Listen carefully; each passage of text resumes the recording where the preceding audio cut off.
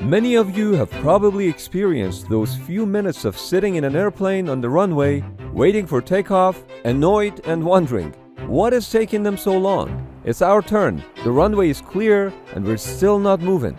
For comparison, a Nimitz-class carrier can launch one aircraft every 20 to 30 seconds from its 4 catapults.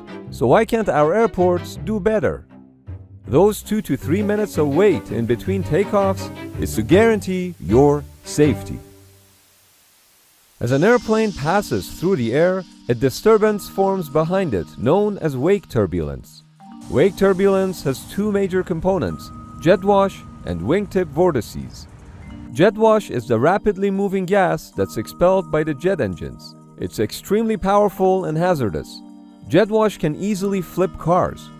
The good thing is that the effect of jet wash is relatively short-lived. On average, jet wash is experienced up to 400 feet with the exception of takeoff thrust, which can extend to 1900 feet behind the aircraft. But on the other hand, wingtip vortices are the primary and the most dangerous component of wake turbulence. They are disturbances that occur as a result of the wing generating lift and can remain in the air for up to 3 minutes and stretch up to 10 miles. Aircraft wings generate a pair of vortices that rotate in opposite directions and sink about 290 to 490 feet per minute.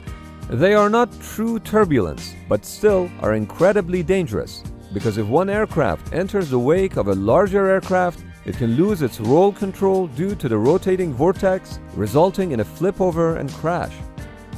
The strength of the wingtip vortices depends on the speed, wing shape, and the weight of the aircraft.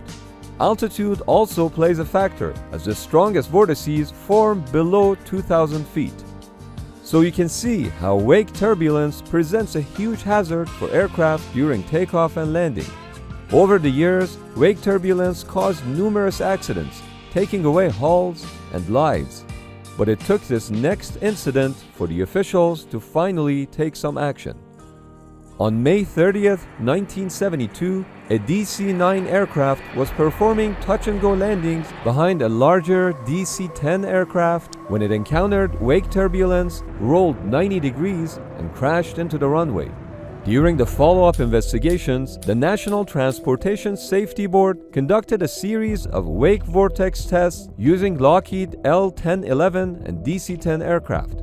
A colored smoke was emitted from a tower, and observations of the smoke after the aircraft flew by the tower gave the team insights about the length of time that vortices would remain in the air after the aircraft had flown by.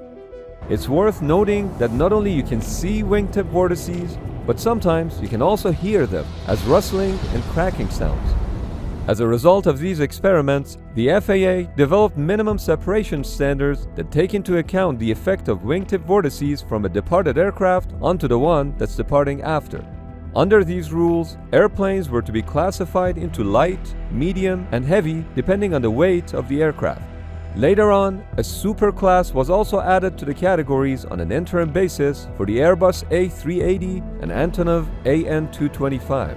While classified as a medium, the Boeing B757 has special wake turbulence separation criteria after numerous incidents of smaller aircraft losing control when following a B757.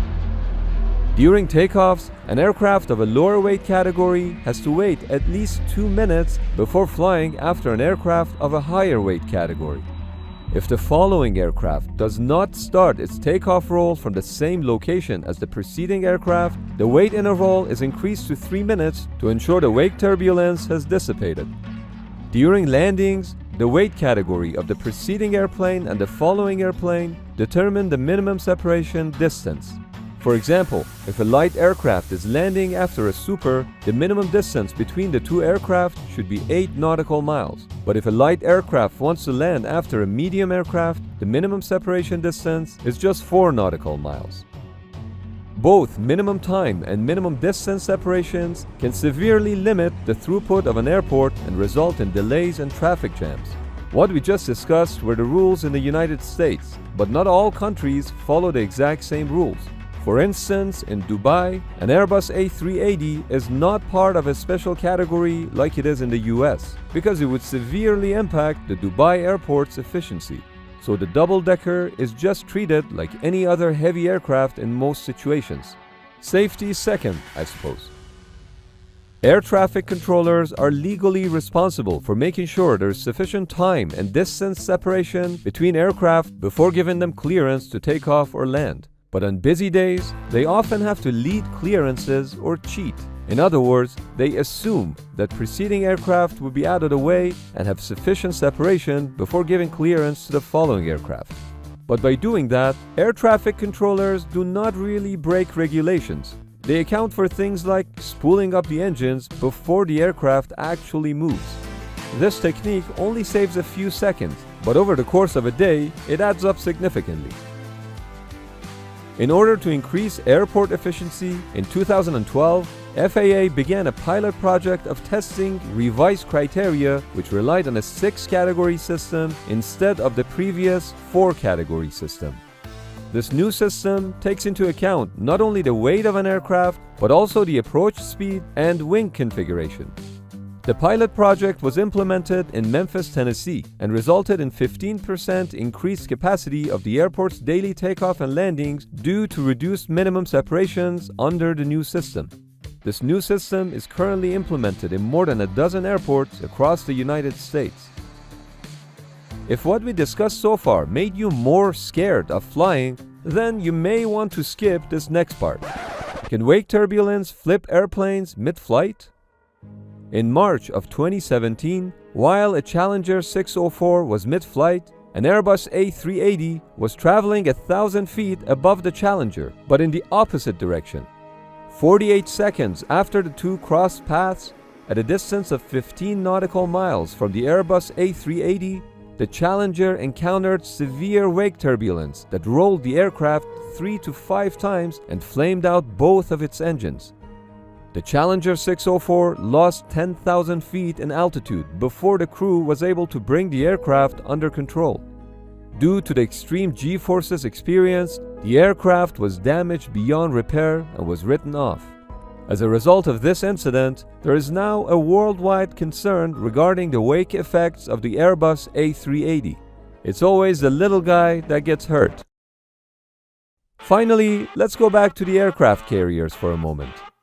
While the width of a flight deck is roughly equivalent to the width of an airport runway, the airplanes that are launched from a carrier are much smaller. In addition, the carrier-launched airplanes are also usually of similar size, which means the wake turbulence is less impactful. Also keep in mind that the carrier is traveling into the wind, which in turn reduces the wake turbulence. And last but not least, the jet aircraft that take off from the carrier perform a clearing turn to the right of the bow and to the left of the waist catapults. This allows for nearly simultaneous launching of two aircraft. However, if the aircraft climbs straight ahead, a minimum interval of 30 seconds between aircraft launches is needed. The moral of this story is, the bigger you are, the harder they fall.